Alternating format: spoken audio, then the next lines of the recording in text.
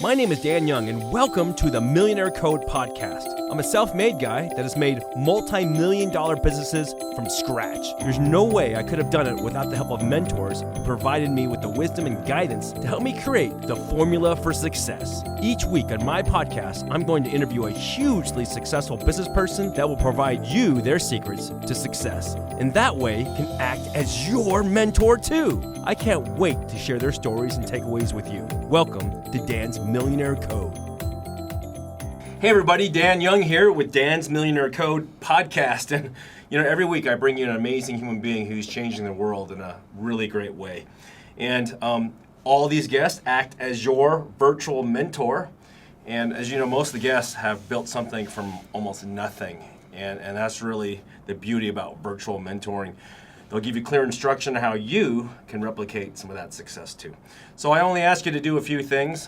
One, remember three things. Execute what you learn here. Two, share it with friends and loved ones if you find it valuable.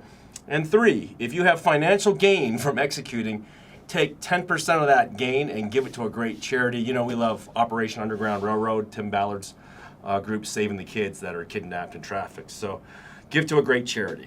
And so without further ado, I got my friend here, Lance Bullen. He's my friend and unstoppable entrepreneur, and he's the founding and managing partner and CEO and president of, I gotta pronounce it right, Colmena Group. Colmena Group, a massive real estate development and investment company. Let me give you just a quick snapshot here. He's invested over $3.5 billion in commercial real estate assets, and currently has an active portfolio value of over $1.6 billion, and to give you an idea, exceeding 5 million square feet and over 11,000 apartment units. It's a lot of homes, a lot of places for people to live. We actually met at Water Fusions. It's like a health perfect place to bar. meet. Oh yeah. Very zenny, and it was kind of cool. And I saw you walk in, and the owner there is kind of, we both know him a little bit. He's like, man, you guys should talk. And it's just amazing because it's a total sugar house vibe there. I love it. Yeah. It's really cool because, as you guys and girls know, most entrepreneurs, when they're just walking around and doing really well, just are normal human beings, or totally casual and just blend in. And so I seen you in there a few times. I recognized you somewhere. I'm like, I know that face. I've seen that face somewhere because you're basically famous. But yeah. No, we just advertise. So let's go back to the very beginning a little bit. So tell me how you got into commercial real estate. I mean, as a small child, or what? Yeah, such a good question. So I actually did all of the wrong things. I started out believing kind of like everything about what I was told when I was young. Pick a career, stay with that career, give it the time it needs, don't transition. You're going to be fine eventually. Things are going to work out. So I spent 5 years of my early career in the wrong industry. I was working in academics. I was in charge of program administration for a career college. Wow. Which is crazy. You're like an admin dude? Yeah, I would oversee kind of the production of classwork, and I ran an ESL program because I speak Spanish, and we wanted to do an English program. So, wow. Really long story short, it wasn't until I was in class at night, just grinding at night, going to my MBA classes and working all day, that I realized I'm not even happy. Even if I get my MBA, even if I do all these things that I'm being told I have to do, I still am not passionate about what I'm doing. And so I went home, I talked to my wife, and basically made the decision, I don't care what I have to do. I'm going to start in another industry. I'm going to pick something that I want to do, and I picked real estate. And I was really lucky. I was kind of tenacious, and I really pushed to get a job with a group that really knew what they were doing. And I valued that experience and that training over and above what I was getting paid. So took a pay cut, didn't make any money really. In development, real estate, that's... What were you doing when you first started? So I took a job. My first job was with Woodbury Corporation. Oh, wow, yeah. Doing development coordination, which is like a fancy way of saying, whatever the heck we tell you to do, go do it. Grunt work, whatever. But honestly, some of my most formative years doing that, real estate, and that's the big thing here, is real estate is such a long-term practice. You can't do it quickly. There might be a few cases where someone got rich quick, but basically it's a long-term thing. So really getting that kind of experience and being a fly on the wall and having to really think about my future. That was a huge opportunity for me. How many years ago was that when you first? So I started that job, I think it was in 2005. So, I mean, when we talk about a long time, so it's not that long. Not that long ago. You don't have to be like 90 to be, right? No. I just turned 40. I tell people ask me all the time, like they want to get into the real estate industry. I teach up at the university at the MRED program, and all I say is, look, if you want to be active in real estate, if that's the career path you want to choose, you need to be prepared to give it 10, 20 years. Mm-hmm. That's the industry. Taking notes here. 10 to 20 years, because most business plans, most companies, they live and die over like a 5-year plan, right? They look at life 5 years from today, and so much can happen in like a tech industry or another industry. Real estate, it's one of the oldest professions around. Your business plan is 40 years. If you're going to build a building, that building better be valuable in some capacity for 40 years. Mm-hmm. The location better be a 40-year location. The opportunity better be a 40-year location. Tenants are going to come and go. It's kind of like the analogy Buffett talks about with Coke, right? Like a restaurant will come and go, but whatever that restaurant is, they're still going to serve Coke. That's right. So at the end of the day, if you have a location that you believe in and an asset class that you think can go the distance, a lot's going to happen over that period of time. But you need to be prepared to think about it in the long-term horizon. Mm-hmm. So that's my kind of 2 cents on that. But that was my start into the real estate industry. That's what I loved about it. That's what I learned. I learned that it takes a long time to get stuff going. It's very fulfilling when things actually happen. Mm-hmm. But it's not like, selling suits or selling cupcakes or something. It's the transactions can take a long time to put together. Mm-hmm. But it's the ultimate. What I love about real estate more than almost any other asset class or industry is that if you do it right and you set it up right and you put the time into it early, it can pay dividends for the rest of your life. Yeah. It can pay you while you're not working. I'm looking forward to some post-mentor sessions, because most of the real estate holdings that I have a few projects and they're decent, right? Yeah. But they're almost haphazard. They were just, to house our business, and then somehow I became a landlord. But I love that, though. That's because that's how real estate starts for a lot of people. Same story.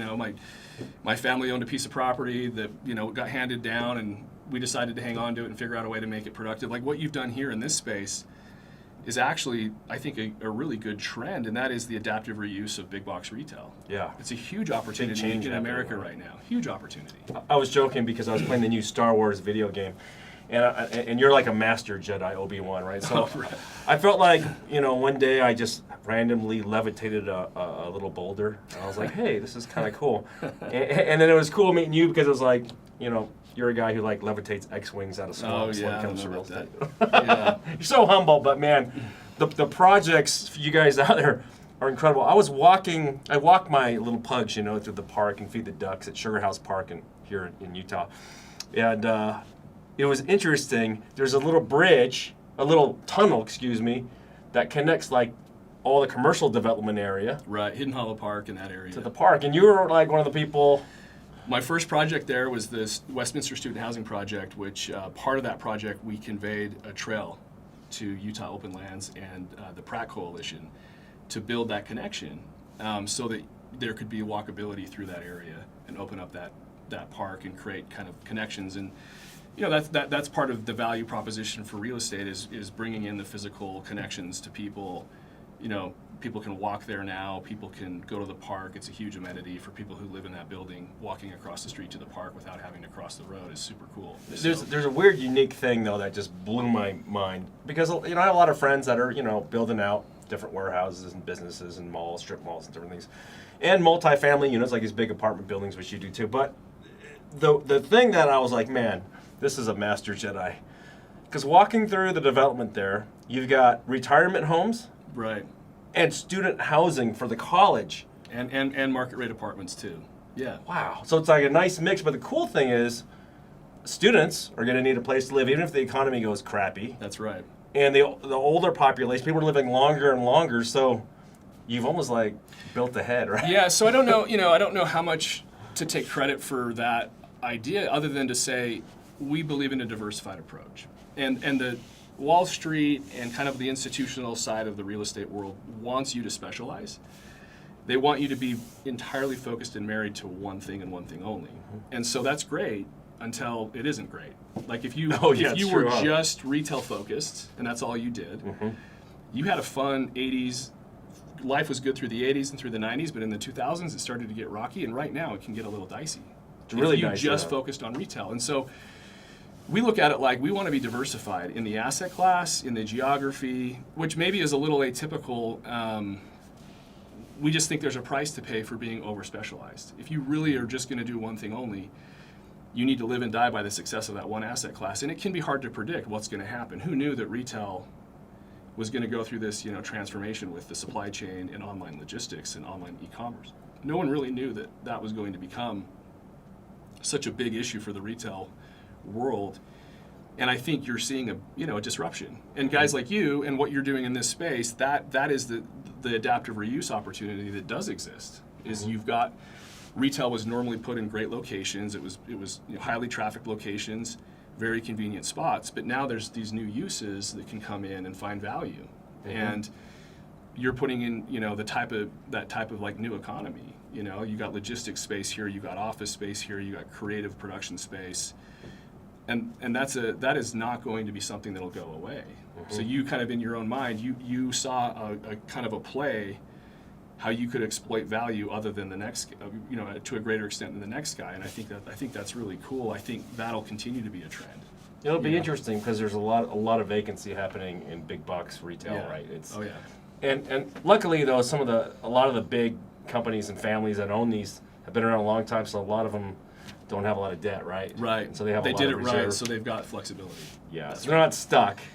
But then maybe it's time for younger dudes like us to take this old stuff, and redevelop it to the new level. Well, that's a trend that to me, that's kind of what we call conviction play. So it's like a one-off asset. We're going to buy an investment property, or we're going to build some apartments. That's a one-off kind of, hey, that makes sense. We're going to do just one deal in one site location, and it'll go okay.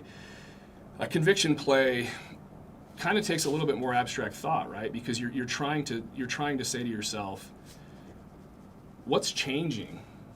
And when there's transformation in the real estate industry, because it's so capital intensive, when there is transformation, a lot of money can be made. Because you're taking one modality and one way of thought, and you're capitalizing on the kind of wave that's coming. So like, for example, in the Sugar House scenario, we started 10 years ago, it was really a one-dimensional, horizontal neighborhood. It wasn't a 24/7 community. People weren't there at night. People went to work or to shop, and then they all went home. So it was kind of like one-dimensional, right? Single use, single asset. And so over time, over that period of time, we're not the only people that have developed there, but we've developed several projects there.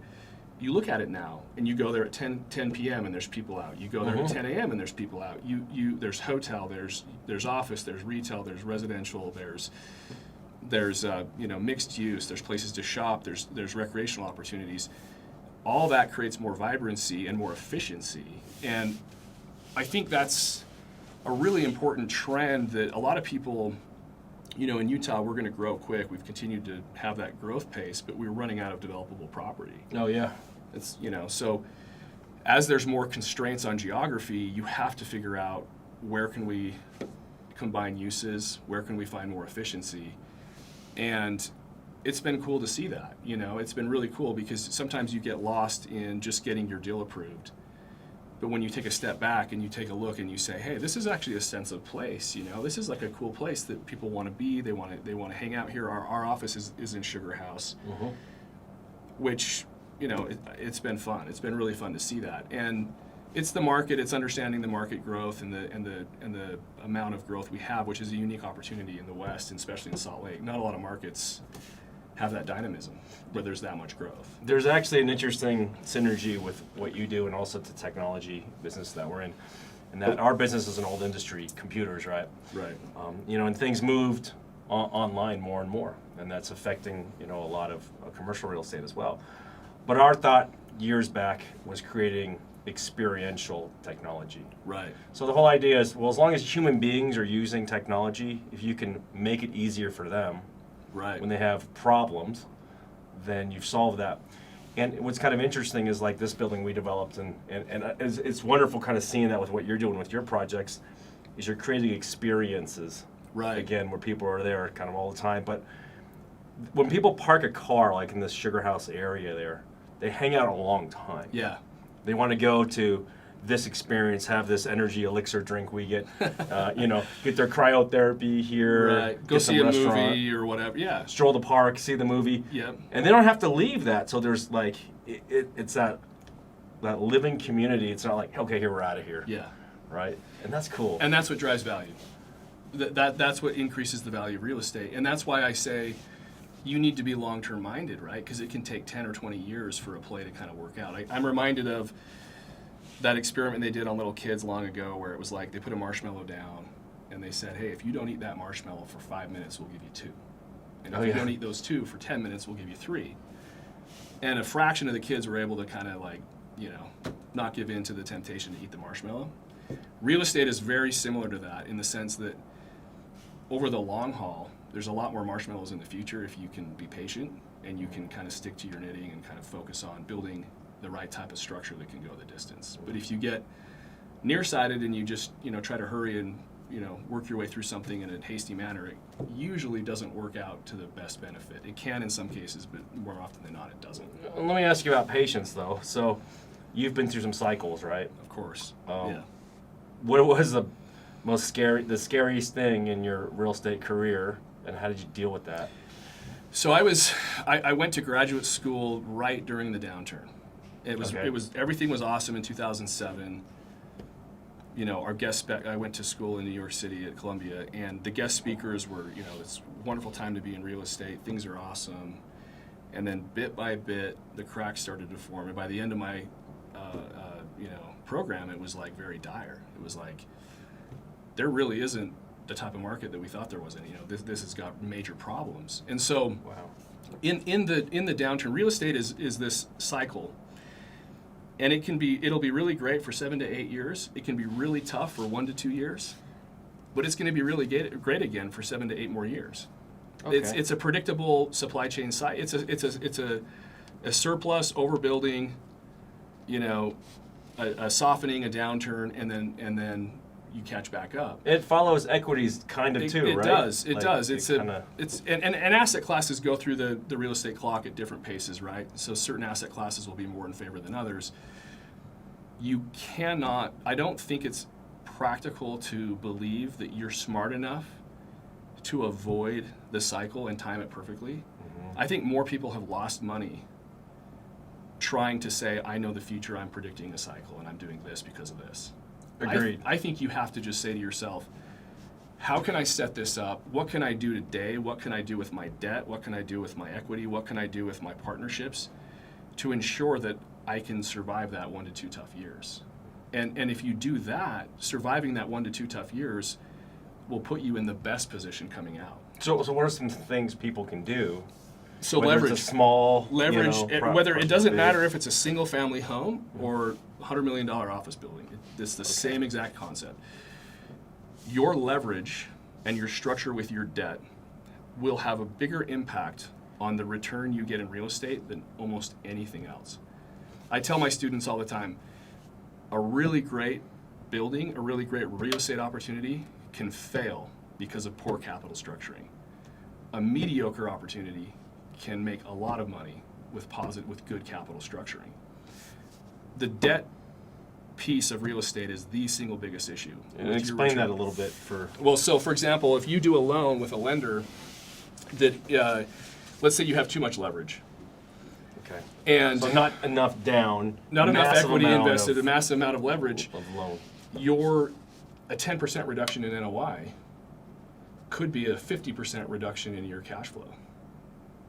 Because mathematically your equity might be a small percentage of the total project. Okay. So a small impact to your net operating income can have a large impact in the operating cash flow of your company. So if I'm understanding this, for example, if you have vacancy or something. Yep. Or a tenant leaves. Yeah, then you have this empty space, but you still have to pay the mortgage payment. You got to pay the mortgage, and the timing of the debt. Let's say you do a loan that doesn't give you enough time. Let's say you agree to a loan like a 2-year term and you really needed a 3 or 4 year term. Okay. Getting term on your loan is really important, and also the cost of capital people are willing to pay. lenders will give you a lower cost of capital the more conservative your loan is. Why swing for the fence? Hit singles and doubles.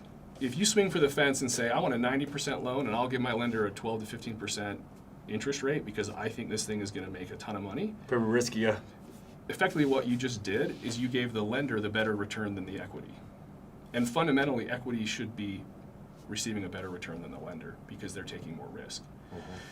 So if you're going to play on the equity side of real estate, you have to make sure you pay attention to those kind of rules. And that goes for acquisitions. You know, a really wise, some mentors that I've had, I've been really fortunate to have good mentors.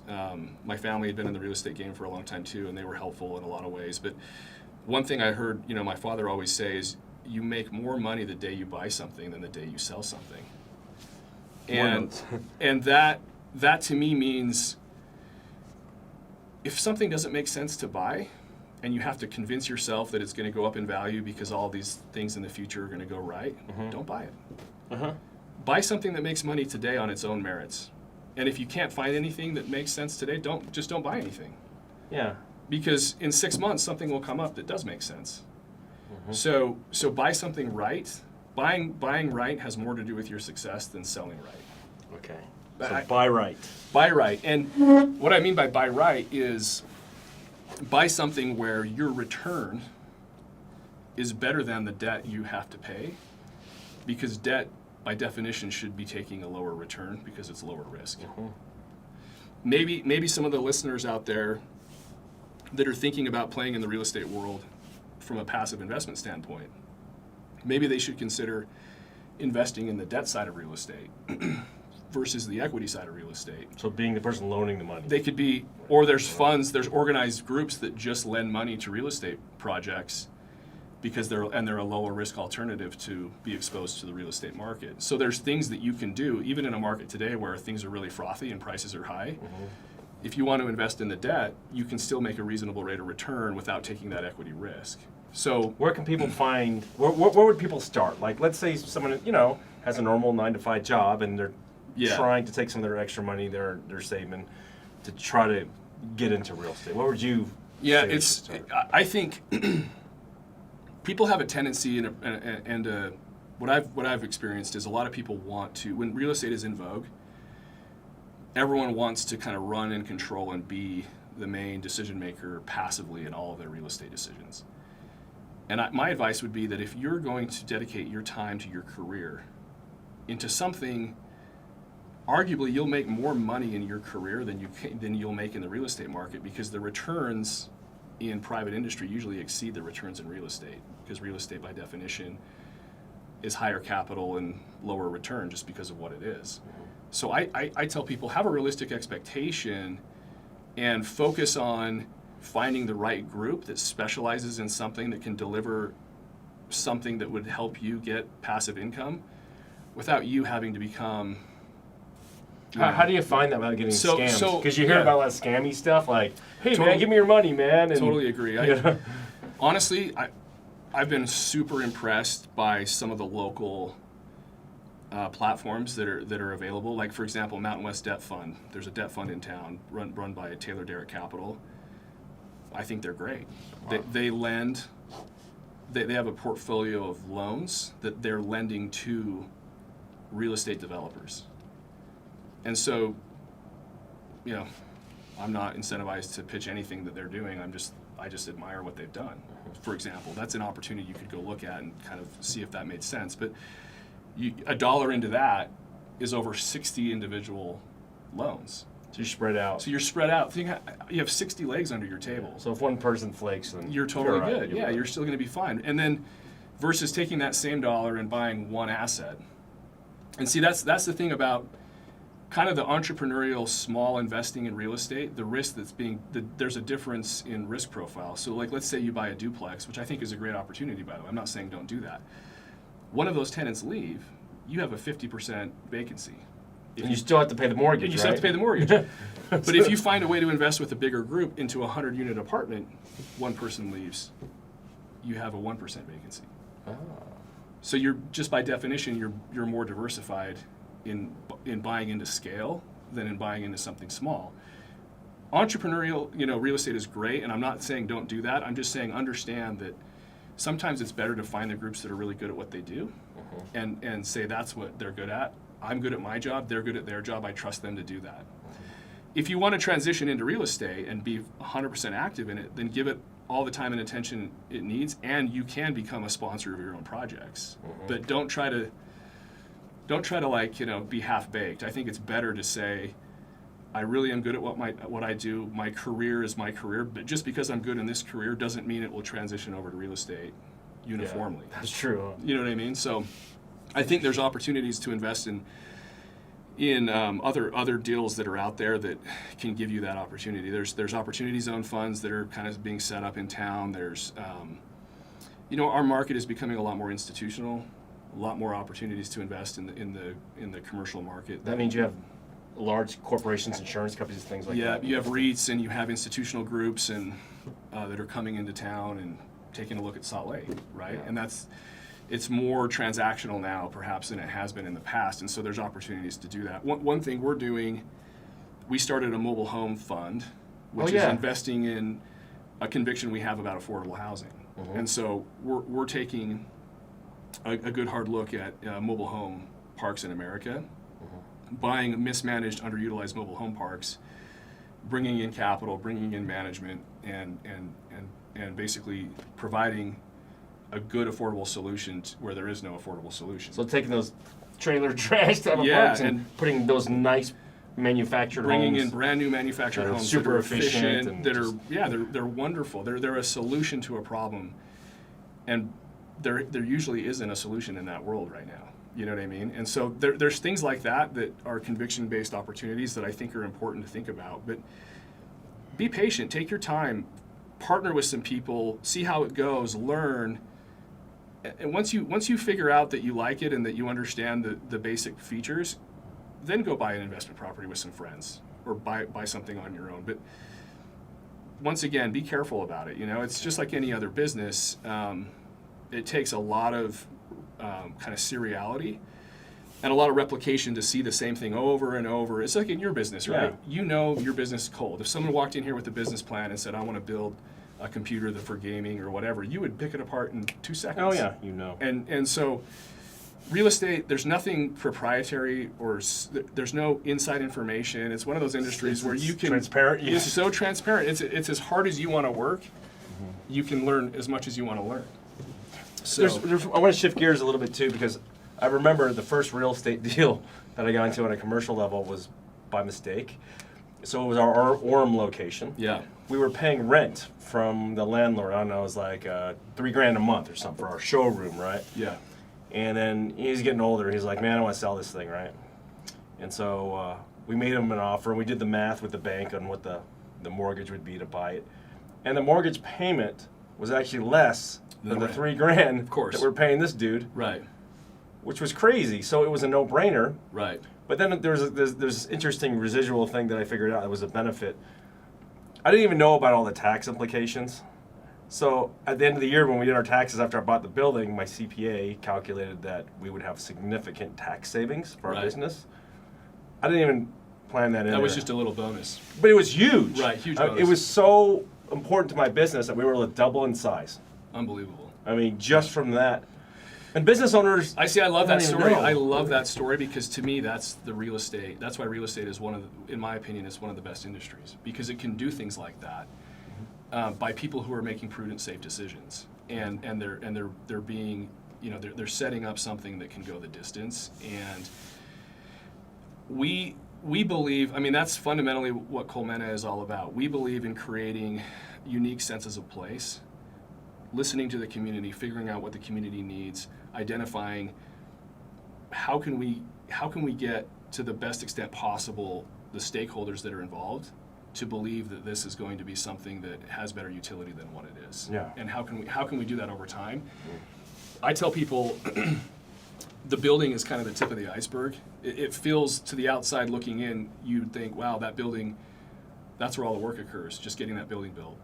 Really 90% of the work is done prior to the building even going, because your entitlements, your legal kind of structuring that you have to do, getting your debt, figuring out what the city needs, getting your approvals. A lot of that is kind of a lot of times people use terms like entitlements. Entitlements, to explain to maybe the... Yeah, so entitlements would be, I buy a property, it has a certain zone. I want to build something here. I need permission to get the approval to do this. I need to go meet with the community council. I need to go into the city council and present my plans. I need to get... They give a thumb. Like we had to do that here. That's right. That's entitlements. And it took a long time. It takes a long time. And furthermore, today in the city, there's a lot of people who are upset about construction and growth. I mean, it's not as though you're going to become the most popular person in the town because you want to build something, right? Neighbors. You think though, because you're creating so many jobs. It's true, but you're really only able to convince maybe 4 out of 7 people that it's a good idea. That's true. Because people don't like change and they have a hard time, and I guess that's a bigger discussion about our market and Utah in general. If we're going to grow and double in population without a lot more land left, we're going to have to go more vertical, right? Things are going to have to get more dense. People are going to have to be more comfortable with... Like a bigger city. Yeah, a bigger city lifestyle. And we're going to look like New York or something? I don't think we'll look like New York, maybe like a Denver or something. But there's this I think there's a misconception where people kind of are convinced that developers cause growth. My industry is full of a lot of people with ego. They would love to take credit for growth, but they don't. Growth just is growth. How you react to the growth, how you anticipate growth, and how you work effectively with a community to deal with growth is really the name of the game. Because we all love the quality of life that we have, and we need to be able to plan for that kind of future. And I think there's a lot of opportunity to make things better. And I also feel like entering the real estate market into this economy, there's plenty of opportunities to see where the trend is going to go. You know what I mean? So, I want to ask you about your crystal ball, because 2008, 9, kind of that era, it took out 95% of our competition in our field. Right. And we doubled down and took some crazy risks, and it turned out well when things recovered. And what we found is the cycle was like you were saying. It's very similar, 7 to 8 years, maybe a little bit longer sometimes. Yeah. And then usually a year or two to recover, and then it's pretty awesome again. Yeah. If your crystal ball were functioning, what do you think's going to happen? No one's smart enough to. I mean, it's been like a long time since recovery. Longest recovery since World War II, or since they've been taking modern records. No one's smart enough to know the future, right? No one knows. I do know right now that the premium to develop another property is reducing because costs are going up faster than rents are going up. So there will come a time where that next deal won't make as much money, or it won't make any money relative to just waiting. Are we almost there? It's costs have gone up a lot. That's expensive. It's expensive. Yeah, costs. Think about it. Rents, they don't go up as fast as costs to build a new building. If any of you are remodeling a home or... Well, the stuff that you've built, what's crazy now that you've built over the years, it's going for full MSRP retail. I mean, if someone wanted to walk up to you and go, man, I want to buy those buildings. Right, like, yeah. You're getting top dollar because people are chasing yield. They're real estate to the buyer's market is about alternatives. So real estate might be an alternative to another investment opportunity.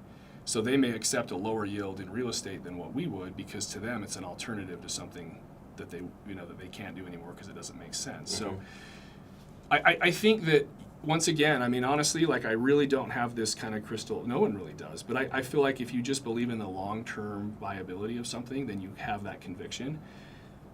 We don't want to bet against Utah. We don't want to bet against this region of the United States. There's too much going on to say it's not worth taking the long-term approach here. I've never seen... only if you're committed long-term. Only if you're committed long-term. And that's why you cannot say, I'm going to buy something and sell it within 6 months and make all this money, even though the downturn's looming. One of my mentors, when I did this big building here, I asked, should I do this? Like, we don't even need that much space. He goes, well, one, how's your business doing? I've seen it. It's growing. Yeah. By the time you get this thing done, within a year or two, you'll be full. Yeah. And you'll be saying, I need a bigger building, which has come true, which is Right. interesting. But the second thing is, he said, well, how long are you willing to keep this thing? And I said, I don't know, more than 10 years. I mean, because we're going to keep running the company. Right. And he goes, well, if you're cool for 10 years, even if things go crappy, you're probably going to be happy. Yeah. Right? Awesome. 10 years, you'll be happy, right? Whoever that guy was, awesome advice. Yeah. I think that's wonderful advice. And I notice a lot of times when people want to transition out of like maybe tech or venture investing into real estate, they look at things so myopically short. Mm-hmm. And that's the downfall. Yeah, that's what you're saying. Is they're just like, hey, little microscope. In 6 months, this has to work. And it's like, no, I every time I get kind of discouraged or I'm thinking, man, this opportunity is taking forever, I just drive around town. And I go like maybe to the avenues or I go downtown and I'm like, man, that house has been here for 100 years. And someone's been living there and finding value there for 100 years. Or that building was built in the 50s and it's still productive. Or this location has been something. You can go on Google Earth. I always are on Google Earth looking back in time and ticking back the clock and seeing how development has changed. And you start to build conviction around the fact that this place has been a good place to live for a long time. It's not going to change. How can I set up a structure that will last through a downturn or will last through recessions and can go the distance? So it's about the debt, it's about your partners, it's about an alignment of interests, and it's about this long-term approach. Transactions erode value. They just erode value. I mean, if you think about it, if you're constantly thinking about selling, you're making a myriad of short-term solutions, and you're ignoring the long-term things that really matter. Yeah. And that's kind of I know I'm hitting home that point pretty extensively, but I think if you look at how we're headed as a society, you really begin to realize that right before our eyes, there's a lot of really positive things that are occurring that can translate into good investments in real estate. Like, for example, we talked about online and e-commerce. The supply chain and the logistics world is a fascinating technology, and behind the scenes, when you order something online, all of that logistics that goes in motion behind the scenes to get you a product in time, that's probably one of the largest shifts in the real estate world in terms of like the overall square footage that's an opportunity. So to fulfill Amazon to sales. fulfill orders, or even your business, you told me you do your fulfillment and ship it here. Mm-hmm. Takes a lot of space. There's a lot of space to do that. And contrary to what people believe, if a retailer goes out of business, you need 3 times the space in an online format to replicate that same. A lot of people don't know that. It's crazy. And it's because, why is that? Well, it's because first of all, aren't you working on something crazy, like a big thing? We have an opportunity we're working on, which is all about the supply chain. Out west of the airport, we own a lot of property where we've made a conviction play and have taken this long-term approach in the logistics supply chain world, thinking that... Are the little drones that Jeff Bezos has that are going to be delivering your stuff in 10 minutes coming out? That I don't know, but I do know this. I do know that online sales is growing every year, and I do know that population is growing. And those two facts in my mind pretend to say that we're going to need a lot more logistics space to keep pace with our future economy. I want to ask a question for the listeners out there, because they're probably wondering still, kind of. I wondered too. What is logistics and supply chain? Well, where do people go? Because, like, again, the knowledge you've given us in this short amount of time is vast, but it's a drop, right? Yeah. Sure. So where do people go to get the knowledge? I mean, is there a class they can take, a school they can go, a book they should read? Honestly, I've been actually very impressed. I teach up at the U and the MRIT program. I've been very impressed with the caliber of student up there. Mm-hmm. If you want to be a real estate, you don't have to go to school to learn real estate. I'm not saying you do, but that would be a cool thing to do because you get exposed to a whole lot of really cool information. Mm-hmm. I also feel like there's tons of free publication and tons of free data out there. I read all of the real estate reports that are published by PricewaterhouseCoopers, by ULI. There's annual reports that come out that are awesome, and it's free. Wow, you just Google it. Google it, yeah. Oh. PricewaterhouseCoopers does an annual real estate review. Even locally, a lot of the big real estate companies. Yeah, they publish. CBRE does. CBRE has. I read their stuff. Yeah, that stuff, and that's what I love about real estate is, once again, there's no insider information. You can really, if you want, you can learn as much as you want to learn. You just have to put in the time to read and be fast. And for example, like, there's a lot of white papers that get published by Goldman Sachs and on forecasting things like the supply chain, things like IoT or the Internet of Things, and that kind of stuff. I read that stuff a lot.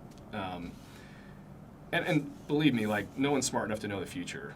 It's just really more about trying to say, will logistics supply chain become more of our society, not less? And I believe it will be more. A lot more. I know that Amazon comes to my house a lot more It's today. even going to be more. And it's going to be more in the future, right? And how we choose to embrace that as a society and how we adapt to accommodate that new traffic pattern and that fulfillment pattern will have a big impact on our quality of life. I love what you're doing. So you're building the places to back the distribution logistics for Amazon and things, right? Those type of projects. But you're also creating living spaces for human beings to interface and live, right, as well. So really, so cool, man, how you're looking ahead to those two big. That's where it's going. And I must say this. A lot of people are thinking that way. You know what I mean? Yeah. A lot of people are. It's not like I can't take credit for. But you're taking the action, which is rad. So. Yeah, but a lot of people in the real estate industry are seeing the same opportunities, right? You're seeing apartments go up everywhere. You're seeing people find value in urbanization, and so I don't know. I know that in the future it may not be as popular to be in real estate because the economy will soften, and usually a lot of people kind of find other things to focus on. That's when you go on a rampage. That's when right? That's when we get a little bit more excited because there may not be as much competition, and there might be opportunities to capitalize in ways that would be tough in a really efficient market. And so, but honestly, like even at like a single family investment level, you can still learn the fundamentals. They're still there. There's Even really with a single home. Yeah. Fix it up, sell it, make some money. I read the other day there's been a very large decrease in the availability of single-family rentals in America. A 40% reduction in the amount of single-family rentals available because it's a popular thing. People want to rent, maintain flexibility. So buying single-family homes to rent might be something that could be achievable even in the lowest, even in like a very like entrepreneurial way for someone who has maybe not as much capital or maybe they've got another career. Those are things that you can do, and you'll still learn all the fundamentals. And they'll teach you for the bigger projects. Teach you for the... I want to summarize some of this wisdom here. I took crazy notes here. Here's a little bit of summary. You really want to look out in the long term, 10, 20 years. Right. That's one of your big pieces of advice. A lot of people look short, 6 months, and if you want to go into real estate, it's not really how to look at it. No, it's not a short-term business. So you have to look at that. Diversity is important, though, as you grow, as you scale, right? Right. So all your eggs aren't in one basket. Don't ever put your eggs in one basket. Cycles typically happen 7 to 8 years, and then 1 or 2 years of toughness, and then 7, 8 years of goodness, and a lot of the big opportunities during those tough times. Those tough times. And to prevent yourself from getting your butt kicked, make sure your leverage isn't crazy, your debt ratio is not too high. Right. And pay big attention to the terms and the timing. Right. Of your loans. Really focus on the terms of your loan. Work on your loan as hard as anything else. Because debt can kill you. I was talking to one of my friends who has a lot of property too, and there were some covenants in his loan that said if the vacancy rates went to a certain level, they could call the note. Yeah, technical default and call the note due. Crazy, man. Like if you don't have that much money and they do, then you're screwed. That's right. So you got to watch for that, right? Yep. Here's another one. Go for hitting singles and doubles. You don't have to grand slam it all the time, right? No. It's my business. You have to be 9 out of 10. Tech or venture or some of these other industries, you can be 2 out of 10 and still make good money, potentially. You have to execute 90% of the time well because it's capital intensive. Mm-hmm. So you have to have a mentality. It's a big mistake if you make a mistake. Yeah, I mean, it has a much bigger impact. But once again, if you're sticking to fundamentals of where people want to live, where people want to work, where people want to, get a bite to eat. Do you have a math guy that does like, okay, Lance, this is cool. I've verified your net operating income, your cap rates, and where it's going to be. Do you have like some geniuses in a room? We have some really smart analysts. I spend way too much time crunching numbers too. I feel like if you want to be in the real estate industry for the long term, you have to dedicate yourself to, and it's not, crazy algorithms or insane math. It's multiplication, subtraction, division. It's really simple math, but you have junior high stuff, right? Junior high stuff. There's nothing about our industry that you can't calculate using simple math, but you have to be dedicated to the numbers. Run the numbers on your own deal. Never just say, hey, this guy ran numbers, it looks good. I created a little spreadsheet because it was hard for me to keep all the numbers in my head with my crazy ADD. So, to calculate net operating income, cap rates of return, right? Yep. How much square footage I had, what am I buying it for? When I lease it out, if people are buying buildings, let's say at a 6 cap or 7 cap, depending on the tenant. What might it be worth in the future? What's it going to be worth? So Yep. when you're rented out, like I could fire sell it and someone would buy it for this. Yeah. But that can all be done really just sitting down. I sat down like on a Sunday. Yeah. And just read books, Googled. That's exactly right. And I had to like memorize what's net operating, NOI, what's cap rate, like 100 times over, and I'm like, oh, click, okay, Yeah. I get it. Right? Yeah, I love it. And it's all free. It's like all- an Investopedia or wherever. Sure, and you can even take you could go and get classes in that underwriting. There's a ton of information where you can do that, but with anything else, the numbers tell a story, and people get enchanted with kind of all the qualitative story about a real estate deal. You need to understand the quantitative piece. You have to do you have to be able to be comfortable saying, I'm going to do the math. I'm going to run through this scenario. Do math. And look at it, because there's no secret to it. Yeah. It's rent. It's just simple. Some of math. these really, really older dudes, they're like probably your mentors and mentors of theirs and mine. I've talked to some of these guys, like retirement homes and things, and a lot of them have all that math perfectly in their head. Yeah, and I'm like, do you use a spreadsheet? Like, nah, man, I can just look at a building, do the math in my head, and I get it. You're at that level, right? You can. I run numbers every time. Yeah. I mean, physically, you run them on an actual sheet. Oh yeah. Yeah, that's what Yeah, you have to. I mean, you can't. Maybe you miss it. And if you're not comfortable with numbers, if for some reason you don't feel comfortable running numbers, then find someone that's really good at it and partner with that person. Understanding, not everyone's good at everything. Maybe you're really good at working with people. Maybe you have really good interpersonal communication skills. You can convince, you might be good working with the city. You might be good working with tenants on the sales side or things like that. That's great. And if you have a deficit in math or something, then find somebody who's good at it and partner with them. But the math doesn't lie. It doesn't lie. You cannot fake your way. I mean, look at WeWork. WeWork was this epic failure. It went from $50 billion to who knows today, -$1 billion or something. They're saying. Man. Fundamentally, at the end of the day, it was math. This was a company that was trading on tech valuations, but it was a real estate asset. Right? It was emotionally driven. It was right? just emotion. It was like, hey.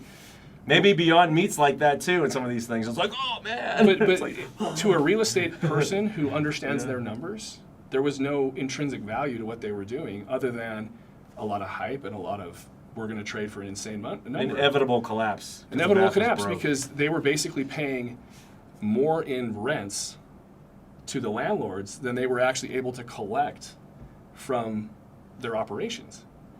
So how do you make money if you're paying more in the rent than you're able to collect from your business? The only way you can do that is to convince people to think that you're going to be worth a lot more in the future than you are today. And friends, Lance's wisdom for doing the math transfers to running any business. It's the same across the board. This is not just a real estate thing. And we talked about some of the previous videos, pro formas, and literally creating what you think the future is going to look like for expenses and running your business.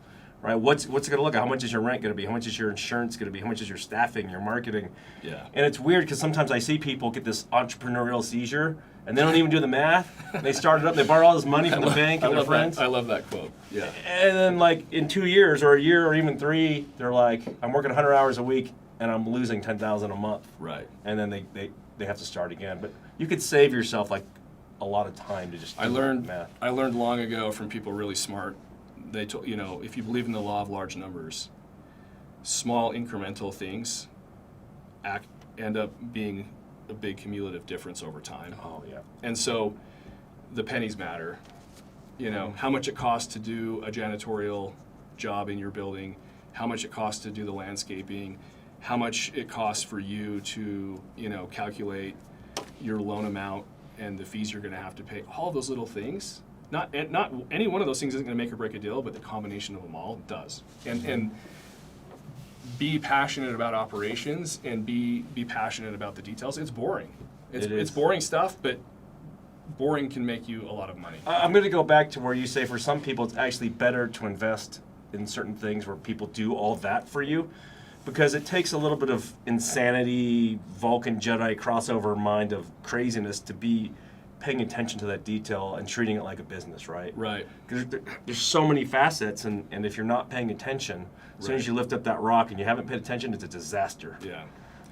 And learn from other people's mistakes. Let people, leverage off of the other experience of other people. There's value in the experience they have, and so that's a super. So man, I appreciate you coming on. This has been awesome. Thank you so much. I'm learning a lot, man. I got notes, and I hope you guys make sure you watch this over and over and take notes. Where can people find more about your company and what you're doing and you, or where's the best place to steer everybody on the internet? ColmenaGroup.com is the website. ColmenaGroup.com. Colmena means beehive in Spanish. Everyone wonders what the name is, but beehive in Spanish because of we're the beehive state. We believe in industry and hard work and that kind of thing. You can look me up on LinkedIn too. I'm on LinkedIn or whatever. I'm not the most out there social media person.